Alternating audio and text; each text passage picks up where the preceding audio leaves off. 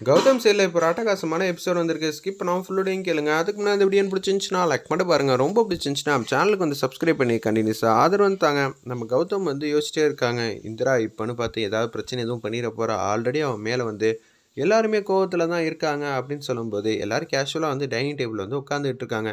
இந்த விஷயத்த நான் பார்த்துக்கிறேங்கிற மாதிரி தான் காவியாட்ட வந்து நம்பிக்கை கொடுக்குற விதமாக பேசுகிறாங்க. இந்த பொருள் இருக்கா, சரி எதுவாக இருந்தாலும் பார்த்துக்கலாம் அப்படின்னு சொல்லிடுறாங்க. நம்ம இந்திரா வந்து காவியா கிட்ட கேஷுவலாக எல்லாம் சாப்பிட்டுட்டு இருக்கிறப்ப, மாமா நம்ம வீட்டுக்கு எல்லாரும் திருந்தவே மாட்டேங்கிறாங்க. என்ன சொல்கிறேன், நம்ம வீட்டில் எல்லாரும் திருந்த மாட்டேங்கிறாங்களா? ஆமாம் மாமா, உங்களுக்கு தெரியாது ஒன்றும் இல்லை. எத்தனை சூடு வச்சாலும் அவங்க திருந்தவே மாட்டேங்கிறாங்க. நான் என்ன செய்கிறதுனே தெரில அப்படின்னு சொல்லும்போது, எதுக்கு தேவையில்லாமல் வந்து பிரச்சனை பண்ணிக்கிட்டு இருக்க, அதுவும் எங்களை வம்பிழுத்துக்கிட்டு இருக்க அப்படின்னு சொல்லி ராகினி வந்து கேட்குறாங்க. அச்சச்சோ, உங்களை போய் சொல்லுவேனா, நீங்கள் தான் என்றைக்குமே வந்து அதில் தானே இருப்பீங்க, திருந்தவே மாட்டீங்களே அப்படின்னு சொல்லி செம்மையாக வந்து கலாய்க்கிறாங்க. இந்திரா, பிரச்சனையை ஆரம்பிச்சிட்டியா? உனக்கு நான் பாசிட்டிவாக வந்து பேசினேன், இல்லைன்னு சொல்லவே இல்லை. ஆனால் அதே சந்தர்ப்பத்தில் ஏன் இப்போ நிம்மதியை கெடுக்கிற மாதிரி பேசுகிற அப்படின்னு சொல்லி காவியாலேருந்து எல்லாரும் சொல்ல வேணாங்கிறாங்க. என்ன மாமா, புதுசாக ஏகப்பட்ட பொருள்லாம் வாங்கி வச்சுருக்கீங்க போல இருக்கே அப்படின்னு சொல்கிறாங்க. அந்த இடத்துல என்னது, என்ன பொருள் வாங்கியிருக்கடா கதிர் அப்படின்னு கேட்கும்போது, எதை பற்றி சொல்கிறா? அம்மா பிஸ்னஸுக்கு ஏதாவது வாங்கியிருப்போம்மா, அதை பற்றி சொல்கிறாங்க. பிஸ்னஸுக்கு வாங்குறத பற்றி சொல்ல, கையில் ஒரு பொருள் வச்சுருக்கீங்களேன்னு சொல்லி அந்த வேர்டை மென்ஷன் பண்ணி சொல்லிடுறாங்க. அந்த இடத்துல ஒன்று தூக்கி வாரி போட்டுது.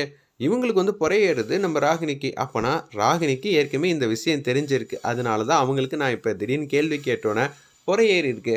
ஒரு பக்கம் கதிர் மாமா யார்ட்டையுமே எதுவுமே சொல்லியா அப்படின்னு சொல்லும்போது, அச்சச்சோ என்ன சொல்கிறதுனே தெரிலன்னு சொல்லி தடுமாற்றத்தோட பேச ஆரம்பிச்சிட்டாங்க.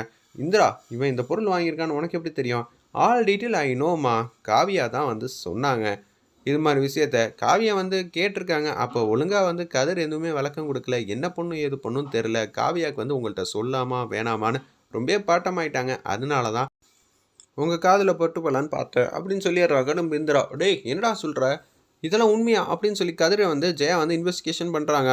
ஆமான்னு சொன்னாலும் பிரச்சனை, இப்போ இல்லைன்னு சொல்ல முடியாது. இல்லாட்டி இந்திராவே வந்து அந்த பொருளை வந்து கையில் எடுத்துகிட்டு வந்து கொடுத்துருவா. இப்போ என்ன பண்ணலாம் அப்படின்னு சொல்லி யோசிக்கும்போது, ஆமாம்மா நான் தான் வாங்கியிருக்கேன் அப்படின்னு சொல்லி உண்மையை வந்து ஒத்துக்கிட்டாங்க. பரவாயில்லையே, நீங்கள் இல்லைன்னு சொல்லுவீங்கன்னு நினச்சேன். அடுத்தது வந்து நான் பேசணும்னு நினச்சேன். பரவாயில்லம்மா, எனக்கான சந்தர்ப்பத்தை கம்மி பண்ணிட்டீங்க. எதுக்காக வாங்கினீங்கன்னு சொல்ல வேண்டியதானே? ஏன் நம்ம குடும்பத்தில் யாரோ ஒருத்தர் கருப்பாடு சுற்றுறாங்கிறாங்க, அது நீங்களா அப்படின்னு சொல்லி கேட்குறாங்க. இந்திரா, யாரை பார்த்து என்ன சொன்னேன் அப்படின்னு சொல்லிட்டு சாப்பாடு சாப்பிடாம, இந்திரா உன்னால் இந்த வீட்டில் பிரச்சனை பண்ணாமே இருக்க முடியாதா அப்படின்னு சொல்லும்போது, ஏன்டா இந்திரா வந்து சத்தம் போட்டு பேசிகிட்டு இருக்க, அவள் தான் சொல்கிறாள் இந்த பொருள் வாங்கியிருக்கேங்கிற விஷயத்த எங்கள்கிட்ட கூட யாருமே சொல்லாமல் வச்சிருக்கியா அப்படின்னு சொல்லி கண்ணா அப்படின்னா திட்டுறாங்க. கௌதம்கே ஷாக் ஆகிடுச்சு. உண்மையா இந்திரா அப்படின்னு சொல்கிறாங்க. இல்லாட்டி கதிர் மாமா இப்படியெல்லாம் அமைதியாக இருப்பாங்களா? காவியா அக்கா தான் இதை எல்லாத்தையும் சொன்னாங்க. அண்ணி என்ன நீ இப்படி ஆயிடுச்சேங்கிற மாதிரி யோசிக்கிறாங்க எல்லாரும். இருங்க வரேன், எனக்கு சாப்பாடு வேணாம் ஒன்று வேணாம், இந்திரா இருக்கிற வரைக்கும் இந்த குடும்பம் இப்படி தான் இருக்கும். ஆமாம் நான் தான் வாங்கியிருக்கேன். நான் என்ன கல்லை இதுவாக வாங்கியிருக்கேன், ஒரிஜினல் தானே வாங்கியிருக்கேன். அதுக்கான டாக்குமெண்ட்ஸ் லீகல் எல்லாமே என்கிட்ட இருக்குது அப்படின்னு சொல்கிறாங்க. அந்த இடத்துல அதெல்லாம் இல்லை, சும்மா ஃபேக்காக வந்து சொல்லுவாங்கன்னொன்னே ஒன்று டாக்குமெண்ட் இது எல்லாத்தையும் கொடுக்குறாங்க. யார் பேரில் வாங்கியிருக்கு பார்த்துக்கங்கன்னொன்னே கதிர் பேரில், அதுவும் பிஸ்னஸ் சம்மந்தப்பட்ட இதில் தான் நான் வாங்கியிருக்கேன். சரிங்களா, இதில் இருக்கிற ஒவ்வொரு பொருளுக்கும் நான் தான் வந்து இன்சார்ஜு, நான் தான் ரெஸ்பான்சிபிளாக இருக்கணும். அப்படி இருக்கும்போது நம்ம குடும்பத்தை இது மாதிரி பண்ண போறியான்னு இந்திரா வந்து கேட்குறான். நீங்களும் வந்து சொல்லிட்டு இருக்கீங்க பிஸ்னஸ் வந்து 250 கோடி ரூபா ப்ராஜெக்ட் வந்து எடுத்திருக்கோம். அது மட்டும் இல்லாமல் யார் மூலியமாவது நம்ம குடும்பத்துக்கு ஆபத்து அடிக்கடி வந்திருக்கு.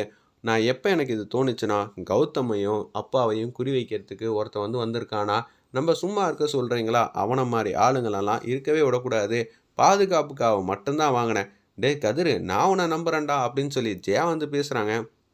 இவ்வளோ நேரம் ஜெயாவுக்கு சந்தேகம் வர மாதிரி இருந்துச்சு. ஆனால் ஜேபி வந்து அந்த ஆதார ஃபைலை கொடுத்ததுனால இப்போ கதிர் வந்து தப்பிச்சிட்டாங்க அந்த இடத்துலேருந்து. இவெல்லாம் ஒரு ஆள்னு கேட்டுக்கிட்டு இருக்கா பார்த்தியா அப்படின்னு நம்ம ஜெயா கிட்ட வந்து மாட்டி விடுற மாதிரியே பேசுகிறாங்க. நம்ம கதிர் ஒன்றா கடுப்பாயிட்டாங்க.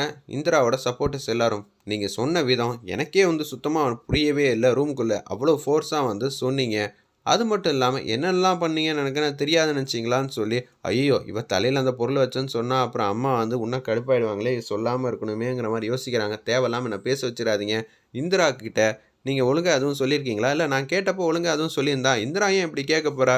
எனக்கு உங்கள் மேலே சந்தேகமாக இருந்துச்சுன்னா நான் இந்த இந்த விஷயத்த வந்து அத்தைக்கிட்ட சொல்ல சொல்லி தான் இந்திராட்ட சொல்லியிருந்தாங்கிற மாதிரி பேசுகிறாங்க.